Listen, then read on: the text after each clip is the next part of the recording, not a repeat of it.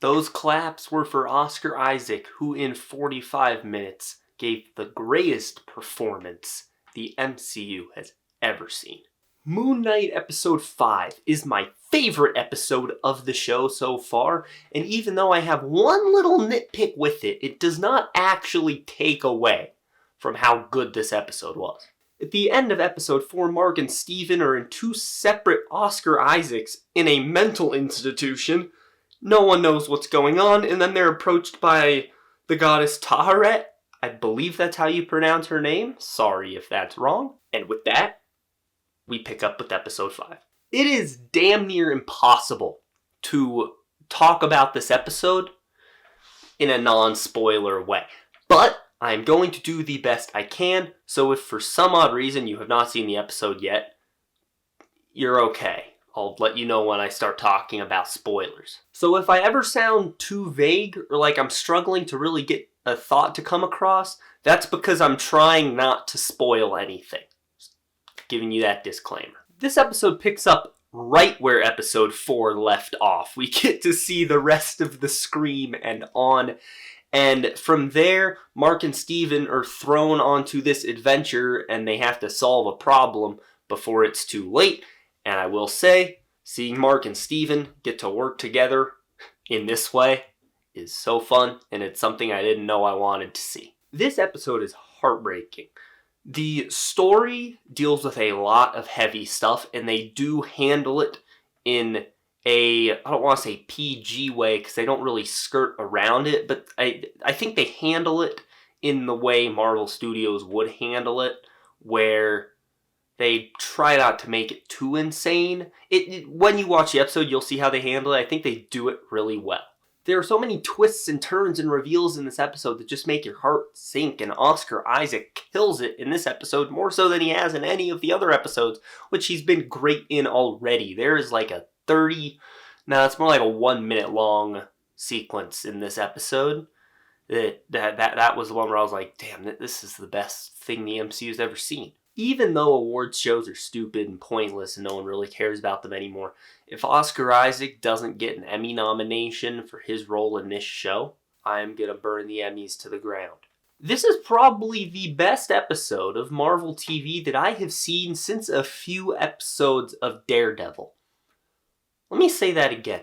This is probably the best episode of Marvel TV that I have seen since some of the episodes of Daredevil. For the most part, previous episodes had either Mark or Steven in the spotlight, with the other personality taking a back burner, or completely non-existent almost. This is the first episode that really puts them both into the spotlight. They're a duo in this. There's not one over the other. This is the one that shows they really need to be working together. They're both so equally important that they do this genius thing where when a piece of information is revealed about one character, you then get to see how that affects the other character. And that's something they couldn't do in the previous episodes. I have never felt more sad for Stephen Grant, and that steak scene in episode 1 broke my heart, so this is worse. He gets such a great characterization in this episode from beginning to end, that when something happened involving this character at the end of the episode, let's just say it hurt my soul. None of these...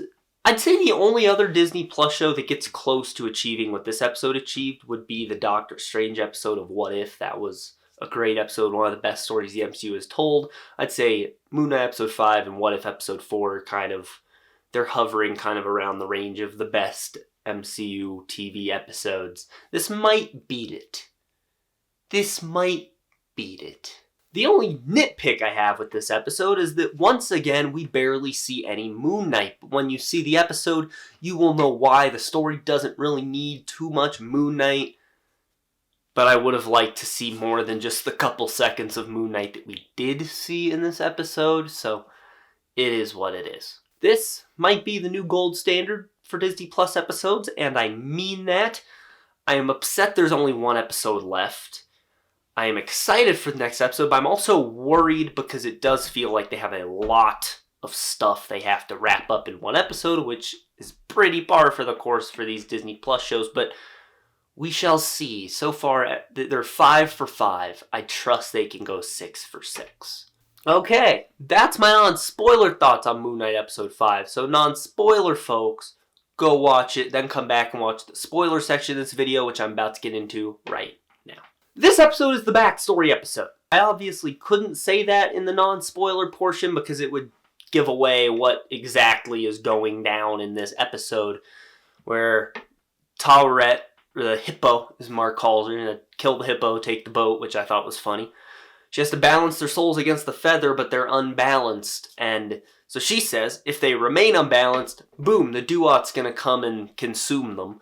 And if they do become balanced, then they get to go into the field of reeds. And the ancient Egyptian buff that I am, I loved it so much when they started talking about that. They also name drop the, was it astral plane from Black Panther? So, finally reference something. Yeah, so we see Mark Spector's origin story in a very unique way because we get to see it through the eyes of the characters, and particularly Stephen Grant. It does the WandaVision backstory episode better than WandaVision does the WandaVision backstory episode. Because Stephen Grant learns how Mark Spector came to be, and in the process learns how he came to be. That could have been the pitch for this episode. It's the coolest thing I've seen in my life. But with all that cool stuff comes a lot of heartbreak. Mark Spector had a very shitty and abusive childhood. He and his brother were going out to play in this cave thing. The cave flooded, killed his brother. His dad seemed to kind of come to grips with it, and he was still nice to Mark, and he was, giving him a birthday cake, and they were doing all these celebrations. And then you have Mark's mom, who never got over it. She constantly blamed Mark for it, and she often would beat him, including one part where she started beating him with a belt.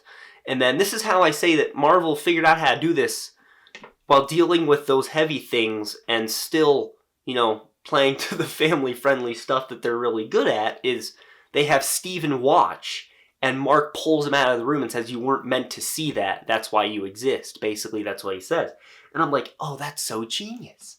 Because now what we can do is we can learn about all this stuff, but they don't have to get graphic with it, because that would then be out of character for Steven to watch. It was a really smart way of dealing with that. Also, something I was really impressed by is that they actually had the mom be the abusive one, because usually in fiction, the dad is the bigger asshole. And I like that they did it the mom this time to show that things like that are not exclusive to one gender, and that can go both ways. It's also, a mother, she's like, oh, a mother usually represents peace and happiness and calm, and now it's flipped. I think that was a really nice choice. In the moment in this episode, I said there's a 1-minute part, and everyone who's seen the episode knows exactly what I'm talking about. It's after Mark's mom dies and Oscar Isaac just gets to kill it. He's outside, he's drinking, he doesn't want to go inside.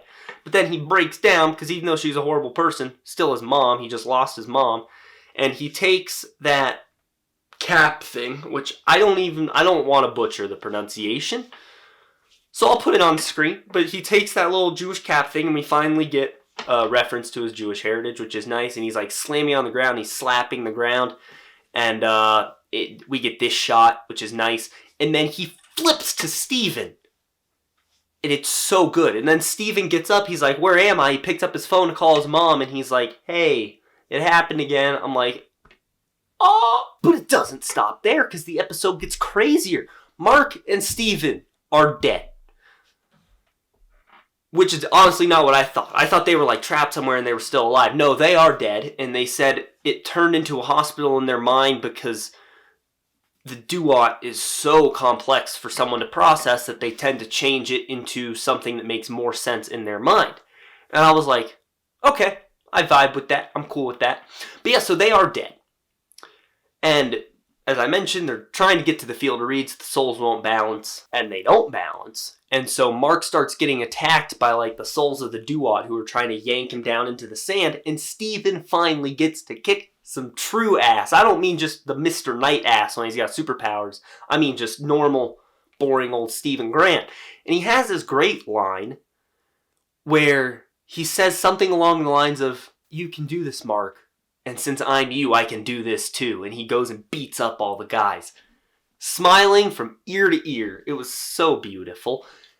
But, as with everything in this episode, beauty doesn't last. It gets sad because Stephen sacrifices himself, falls into the sand, and turns to stone, which then allows the souls to balance, and Mark goes into the field of reeds where the episode ends. Now, I'm guessing the reason they didn't balance beforehand, if it was mentioned in the episode, and I just missed it, but I'm guessing the reason they weren't balanced is because Stephen couldn't recall all the things from his life, so they were never as open with each other as they were supposed to be, and therefore the souls never balanced until Stephen was out of the picture, and then Mark's soul balanced. That's what I thought. Originally I thought it's because they had to free Jake Lockley, who we still have not seen, but they keep teasing, so we have one episode to introduce Jake Lockley. So the only Moon Knight content we actually got in the episode was his superhero origin story, which was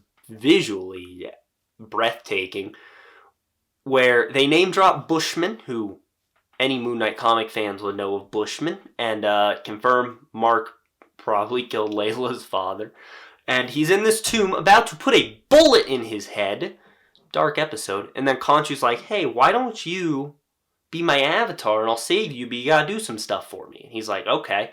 And then he, boom, gets saved, and that's how we get Moon Knight, and the music in that scene, too, is out of this world. And Stephen mentioned that Khonshu's using Mark, and Khonshu really only cares about himself, which gives me hope that we'll see this comic panel at some point, but given the rules of the show, that probably can't happen, because otherwise he wouldn't have any powers, but I think that would be really cool to see. My only worry going into the final episode is the same thing with all the Disney Plus shows of how are they going to wrap this all up in one episode? We haven't seen Jake Lockley yet. We have to get Stephen back. Layla needs to free Khonshu. They need to get the powers back. They need to defeat Harrow. They need to wrap up the fact that Layla kind of hates Mark at this point. They also need to wrap up what they just teased in this episode of Mark just being Khonshu's pawn. It's a lot. Can they do it? I hope so. Will the episode be 90 minutes? No, but I want it to be. But that's all I have for Moon Knight. Didn't talk about everything in the episode, just the things I really wanted to mention in the episode in this video. So what did you guys think of Moon Knight episode 5? Is it the best episode yet? What are your thoughts going into the finale? We only have one episode left of this show. It's been a fun 6 weeks. But there you guys have it. Let me know all that down in the comments below. Also leave a like on this video, subscribe, click on the bell icon to receive all notifications from the MCU HQ. That's going to be it. Have a great day, guys.